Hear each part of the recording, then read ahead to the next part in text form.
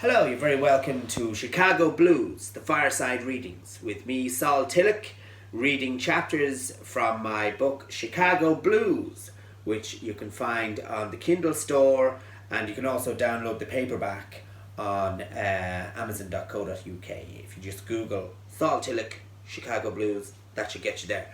Okay, so here we go. Chapter 1 of Chicago Blues. The Shadowy Shadow. A howly type of a wind was blowing like mad through the calm, still air of Chicago town, in America, the States. Goldy rays of silver sunlight bounced reflectively off the shiny blue ripples on top of the water in the lakes, ponds, canals, and other various water features all over Chicago town, America, the States. In one particular place, to be specific, a couple was walking along the street on an otherwise empty boulevard.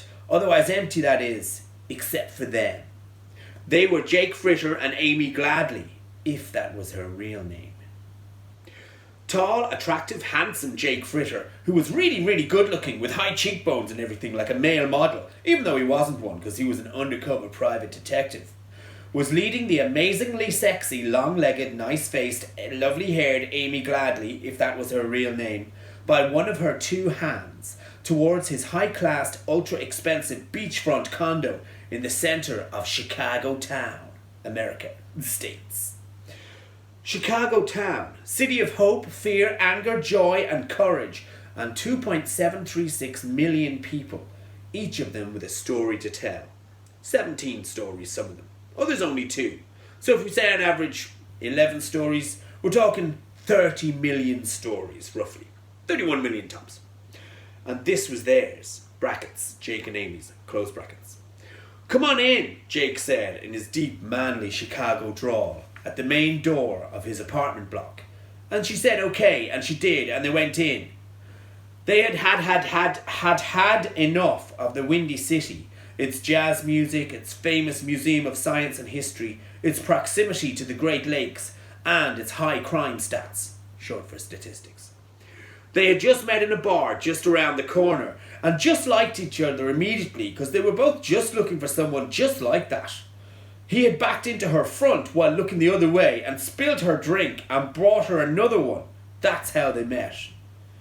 "Thank you for the prompt replacement of the drink you spilt," she said. "You're welcome," he said, transfixed by her eyes, which were beautiful and kind. Both eyes were both, that is. She didn't have one kind eye and one beautiful one. Each one was both beautiful and kind. She said, "What do you do?" And he said, "I'm a private detective, but don't tell anyone. It's private, haha."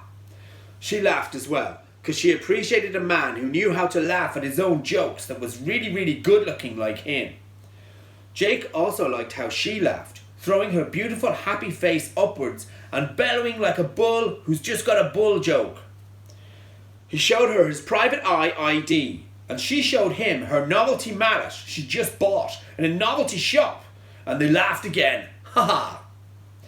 He didn't tell her that when he bumped into her by accident, he was actually on a private eye case, and he had his private eye on someone in particular. A man with a limp in one of his legs, who had come into the bar just minutes before. Jake didn't want to lose the limpy fella in the crowd, but he also didn't want him to know that he was following him. So, using his private eye training, which he had learnt from YouTube tutorials, he had casually rushed in backwards, backing right into Amy's front and spilled and replaced her drink.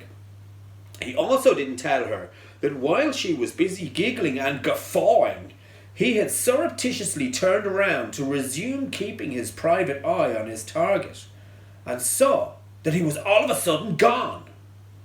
Jake just kept acting all casual, like nothing had happened, because he was undercover, and being visibly agitated or overtly aghast would have blown his undercover right off, making people think, hang on, who's this oddball with the untoward antics? Anyway, he was having more fun with Amy now than being on the case now anyway, so he didn't care anyway. They hit it off with each other immediately, because they both fancied each other. As they entered his condo apartment entrance, Amy, still laughing at his brash, boisterous barrage of bawdy anecdotes, Jake also didn't tell her one more thing.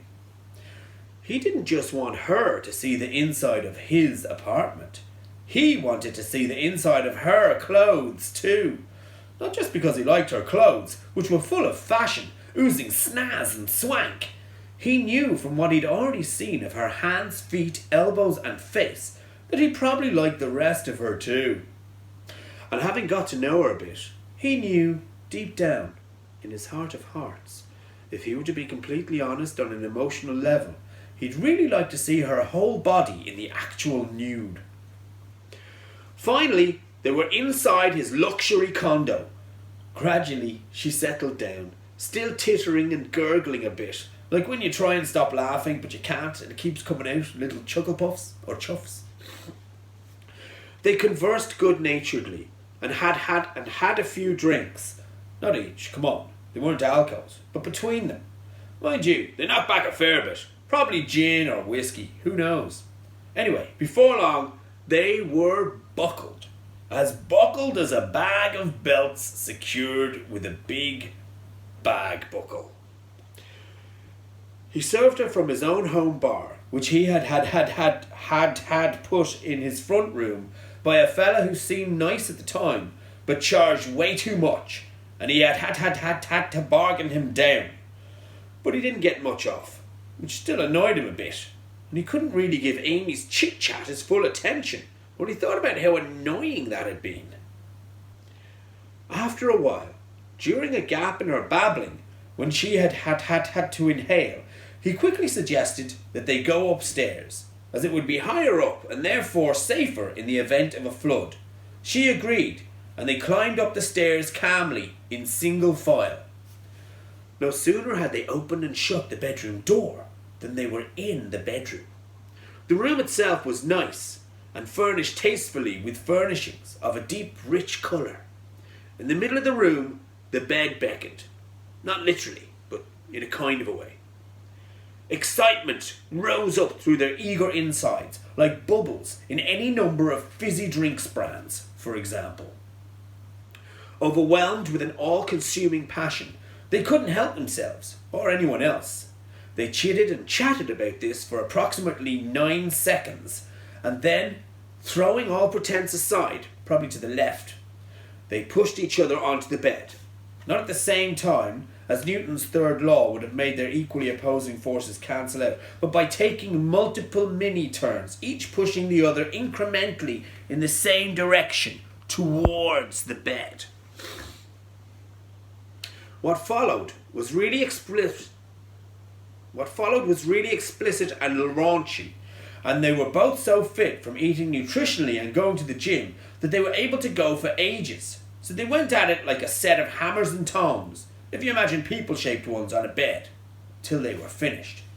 Afterwards, it was over, and they didn't do it anymore, because they couldn't, even though they were really fit. That's how much they'd gone for it.